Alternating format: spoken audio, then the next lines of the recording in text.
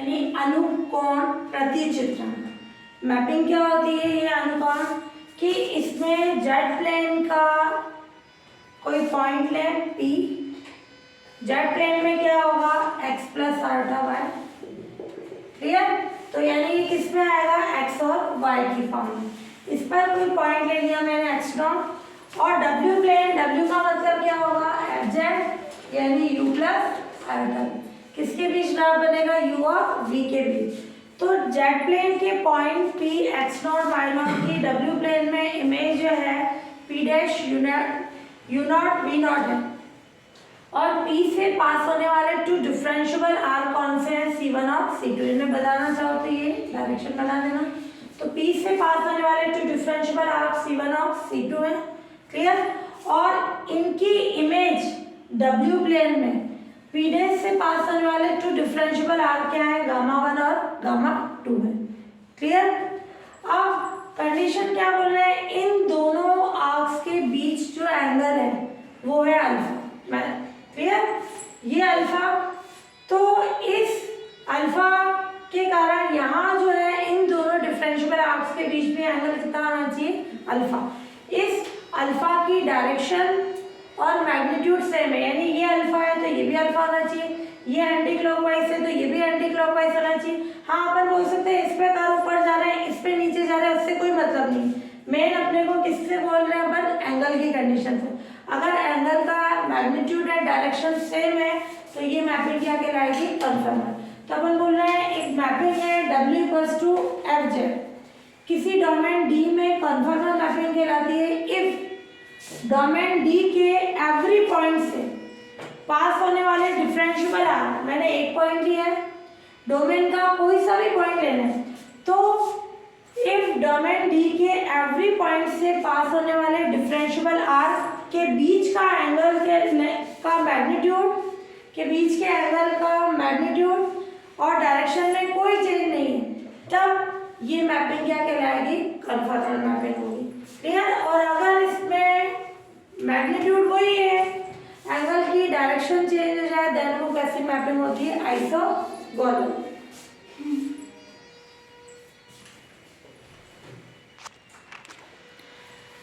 तो कन्फर्मर में लैंग्वेज में लिखना चाहो तुम लैंग्वेज में बता देना। जेड प्लेन में कोई पॉइंट है P, इससे पास होने वाले टू डिफरेंशिएबल कॉर्ड्स हैं C1 C2, इनके बीच एंगल क्या है अल्फा है। इनकी W प्लेन में इमेज P की इमेज P डैश है, इससे पास होने वाले टू डिफरेंशिएबल कॉर्ड्स जो हैं गामा और Γ2 है, तो इनके बीच में भी एंगल का मैग्नीट्यूड क्या होगा अल्फा, मैग्नीट्यूड यानी परिमाण, ये अल्फा है तो ये भी अल्फा आना चाहिए और डायरेक्शन भी दोनों में सेम है, या तो दोनों में क्लॉकवाइज या दोनों में एंटी क्लॉकवाइज। तो ये कैसी मैपिंग होगी कन्फर्मर। और अगर अपन बोले ओनली एंगल का मैग्नीट्यूड सेम है, एंगल की डायरेक्शन डिफरेंट है, देन मैपिंग को अपन क्या बोलते हैं आइसोगोनल मैपिंग बोलते हैं, क्लियर। तुल्यकारी जो मैपिंग होगी वो आ जाएगी। अपने कोर्स में ओनली कन्फर्मर मैपिंग है, एंगल का मैग्नीट्यूड और डायरेक्शन दोनों सेम हो गए। डिफाइन आती है तो डिफाइन बना के डायग्राम बता देना। Theorem 5.1 necessary condition for a conformal mapping, इसको वेरी इंपॉर्टेंट लगा देना, ध्यान से समझना क्या कंडीशन है। If W equals to FZ Z plane के डोमेन D से W प्लेन के डोमेन D डैश में कन्फर्मर मैपिंग है, यानी ये मैपिंग कन्फर्मर है। कन्फर्मर का मतलब इस मैपिंग के अंडर में यानी इसके अंतर्गत डोमेन के जेड प्लेन के डोमेन के एवरी पॉइंट से जो डिफरेंशिएबल आर्क जा रहे हैं उनकी W प्लेन में इमेज है, तो उनमें एंगल का मैग्नीट्यूड और डायरेक्शन क्या होता है सेम होता है, वो कैसी मैपिंग है कन्फर्मर। तो अपने को प्रूफ करना है then function FZ domain D में Z का एनालिटिक फंक्शन है, यानी मैपिंग को कन्फर्मर मान के चलना है और फंक्शन को एनालिटिक प्रूफ करना है। तो एनालिटिक प्रूफ करने के लिए क्या बताएंगे, U और V CR इक्वेशन को सेटिस्फाई करते हैं, क्लियर। देन फंक्शन क्या हो जाएगा एनालिटिक और U और V के पार्शियल डेरिवेटिव क्या है कंटीन्यूअस, क्लियर। तो मैपिंग को कन्फर्मर मान के इसको अपन बताएंगे एनालिटिक। अब यहाँ इसके प्रूफ के लिए देखिए W क्या होता है FZ, यानी U प्लस आयोटा V, यानी UXY plus iota VXY। U किसका फंक्शन होता है XY का, V भी किसका होता है XY का। तो यहाँ अपने कंडीशन क्या है कि मैपिंग, इसको अपन ने लेट किया, W इक्वल्स टू FZ क्या है B कन्फर्मल मैपिंग।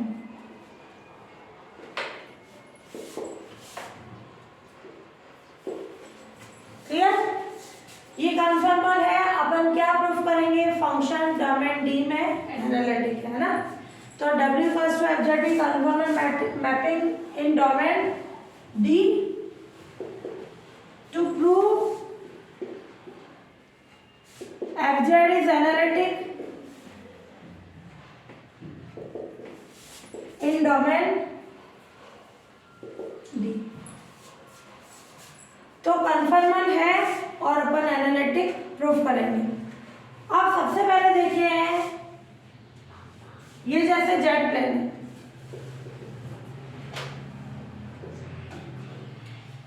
इसमें मैंने कोई कर्व ले लिया और इस कर्व पे कोई आर्क ले ली, चाप, छोटा सा आर्क।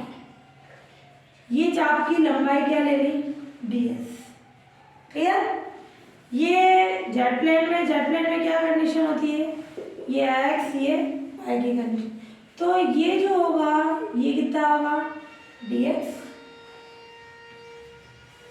ये क्या होगा dy। जब ये छोटा सा आर्क है, छोटा सा चाप है, तो ये चाप की लंबाई और उसकी जीवा की लंबाई क्या होगी सेम, ये कॉर्ड क्या हो जाएगी इसकी लगभग वही होगी। तो अपन ने ले लिया लेट जेड प्लेन में आर्क क्या है, आर्क की लेंथ क्या है, जेड प्लेन में स्मॉल आर्क की length ds and W plane में स्मॉल आर्क की लेंथ d सिग्मा है। ये आर्क यानी चाप है ना, छोटे से चाप की लंबाई अपन ने इसमें ds ले ली और W प्लेन में क्या ले ली d सिग्मा की फॉर्म में ले ली। तो क्या आ जाएगी कंडीशन, ds स्क्वायर किसके इक्वल हो जाएगा dx square plus dy square, ये फर्स्ट इक्वेशन। और d सिग्मा स्क्वायर क्या हो जाएगा, इसी तरीके से क्या हो जाएगा du प्लस dv। ये अपन ने W प्लेन में ली ना, W प्लेन में क्या होती है एक्सिस u और v, तो उसके कारण क्या हो जाएगा d sigma square equals to du square plus dv square की फॉर्म में। अब अपन क्या करेंगे, du dv, u किसका फंक्शन है x स्क्वायर का, v भी किसका है x स्क्वायर का, du और dv की वैल्यू को चेंज करा देंगे dx dy की फॉर्म में। मैपिंग कन्फर्मल है, ध्यान से देखना, कन्फर्मल मैपिंग है तो ds और d सिग्मा का रेशियो डायरेक्शन पे डिपेंड करता है क्या, कन्फर्मल का मतलब क्या है, एंगल का मैग्नीट्यूड और डायरेक्शन सेम है।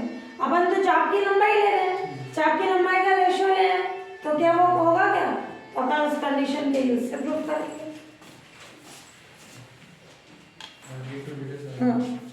ये लिखना, ये कन्फर्मल मैपिंग है फॉर डोमेन D2 D' है ना, जेड प्लेन के डोमेन से W प्लेन के डोमेन D'। हाँ, अब अपन मेन काम क्या करेंगे, ये u x y का फंक्शन है, v भी x y का फंक्शन है, du dv को चेन रूल से चेंज करेंगे।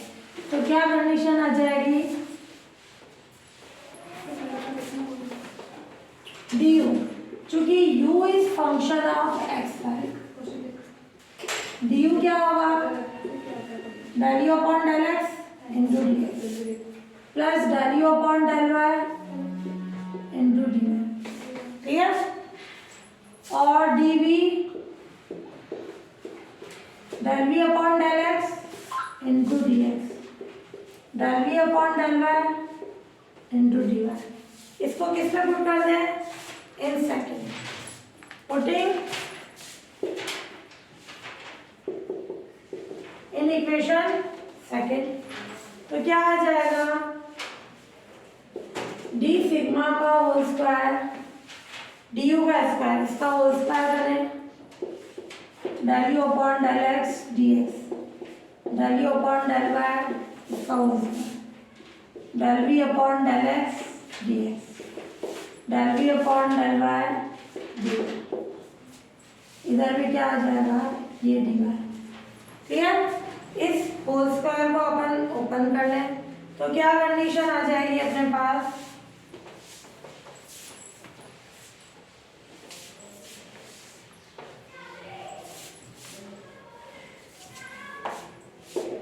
ध्यान से देखना, मैं दोनों में से डी एक्स स्क्वायर बाहर निकाल रही हूँ। Del you upon del x का whole square, del we upon del x का होल स्क्वायर, ये d x square.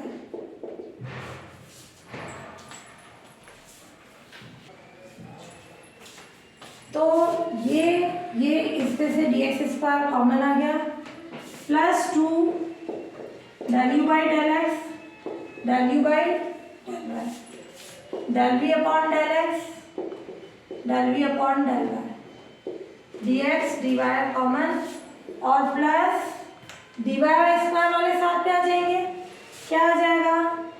Del you upon del y का whole square plus del we upon del y का whole square, और ये d y square. ये equation third. क्योंकि mapping क्या है? कन्फर्मल है। क्लियर? तो जो ये डी एस और डी सिग्मा है, इसका रेशियो डायरेक्शन पर डिपेंड नहीं करता है, तो इनको कंपेयर करा दें। क्योंकि W equals to f z main इस थ्योरम का जो कॉन्सेप्ट है, कन्फर्मल मैपिंग है।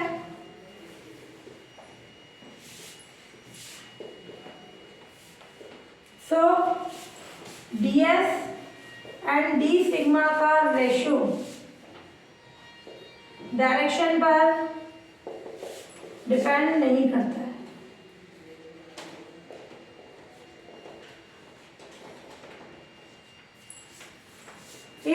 इसलिए इक्वेशन फर्स्ट और किसको कंपेयर करा दें? थर्ड को। इक्वेशन फर्स्ट एंड थर्ड को कंपेयर करा दें।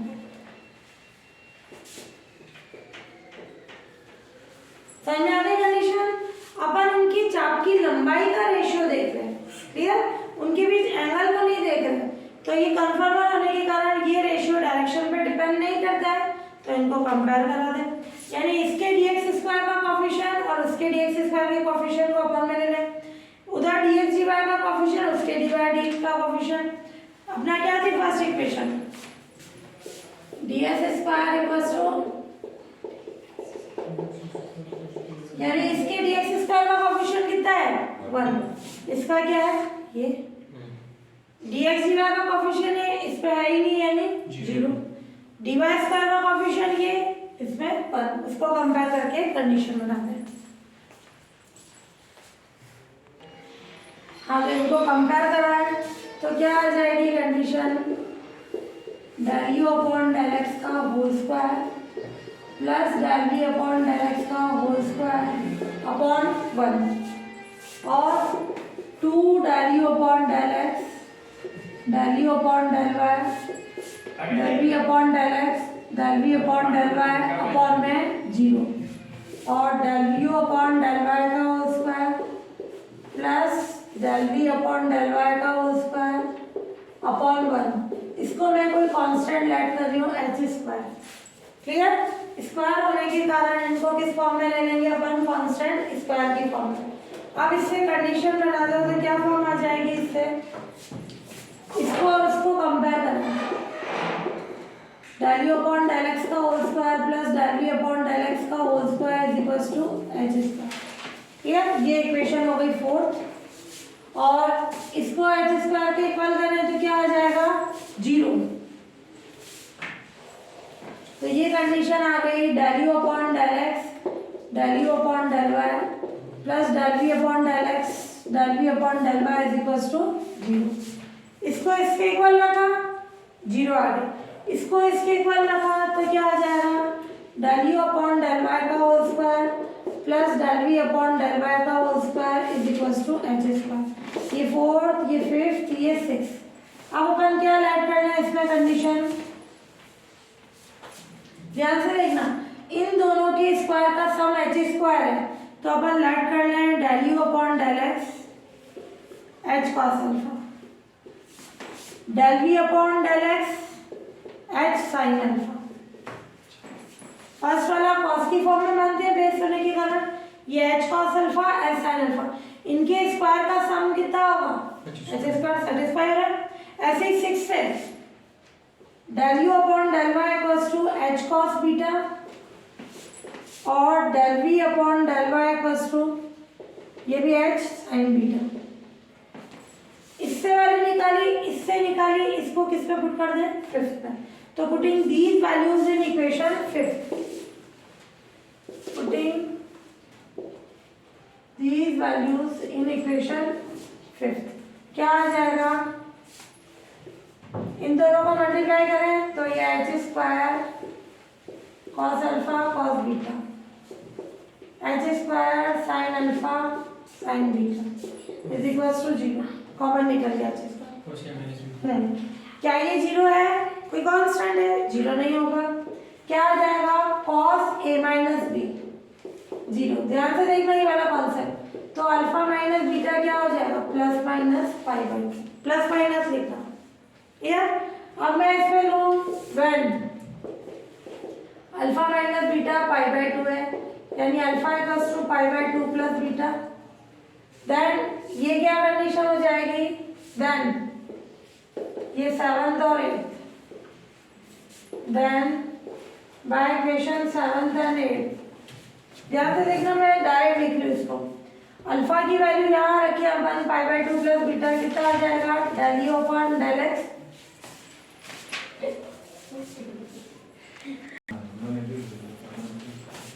del u upon del x h cos क्या है पाई बाई 2 प्लस बीटा, कितना आएगा माइनस h sin बीटा, और del v upon del x कितना आ जाएगा h sin pi by 2 plus alpha, beta सभी है ना, तो h cos बीटा, और del u upon del y अपन किसकी वैल्यू रख रहे हैं, अल्फा की, ये तो बाकी वही है, del u upon del y कितना है h cos beta, del v upon del y equals to h sin beta.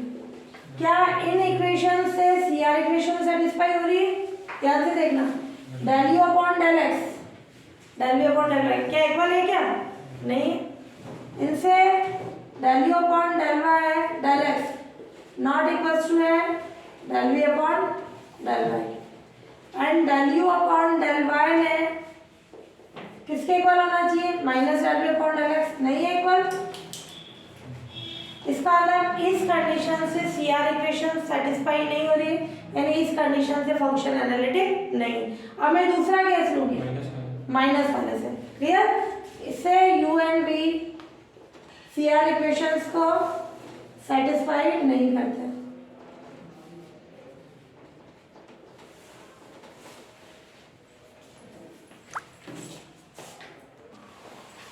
हाँ, क्या कंडीशन आ गई, CR इक्वेशन सेटिस्फाई नहीं होती है, यानी जब alpha minus beta pi by 2 है तब FZ एनालिटिक नहीं है, और इफ अल्फा माइनस बीटा कितना हो माइनस पाई बाई 2, तो क्या है अल्फा प्लस पाई बाई 2 किसके इक्वल हो जाएगा, बीटा के।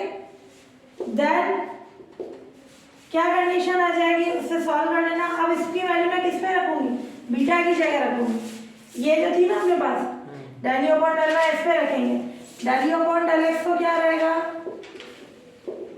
h cos अल्फा है ना, del v upon del x h sin alpha, del u upon del y क्या हो जाएगा h cos बीटा, बीटा कितना है अल्फा प्लस पाई बाई 2, यानी पाई बाई 2 प्लस अल्फा, यानी माइनस के h sin अल्फा चेंज हो जाएगा, और del u upon del y निकला, और इधर से del we upon del y ले, क्या आ जाएगा h sine pi by 2 plus alpha, यानी कितना होगा कॉस बीटा। आ रही है इससे कंडीशन कॉस अल्फा।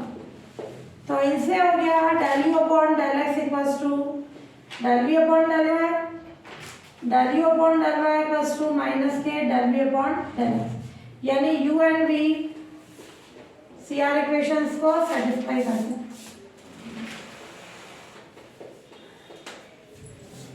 क्लियर? तो फंक्शन क्या हो जाएगा एनालिटिक, ये कंडीशन आ गई।